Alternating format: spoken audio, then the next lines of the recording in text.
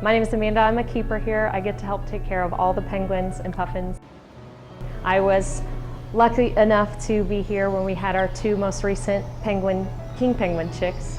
We really like to let the parents do everything if we can. So mom and dad will hold the egg and incubate it until the chick hatches, and then as soon as it's out, they're taking really attentive care and feeding it and keeping it really warm and safe. And then once they get really big and mom and dad kind of start to leave them kind of on their own for a little while, we'll go ahead and pull them upstairs to our holding rooms, and that way the keepers can really start to form a relationship with them and get them used to being around the keepers. It's really important that the birds are easily approached by us and they're not afraid of us.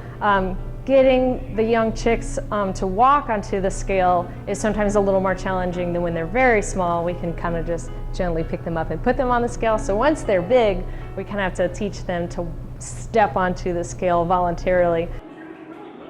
When the chicks finally molt out of their baby down, their baby feathers, the brown down, we'll go ahead and start kind of slowly introducing them to water and kind of teaching them how to swim. Usually we'll drain the small pools in the holding room and place them down at the bottom, and then slowly fill it up so they can feel it start to kind of creep up onto their feet and then around their middle, and then before they know it, they can, they become buoyant and they're swimming around a little bit. Sometimes they can get a little nervous the first time or two, but usually they get the hang of it. They realize they're a penguin and they can swim and it's fine.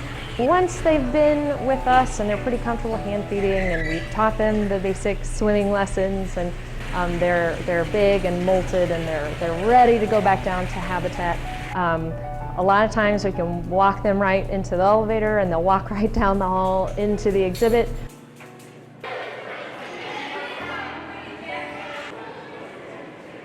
Meeting the other penguins usually goes pretty smoothly.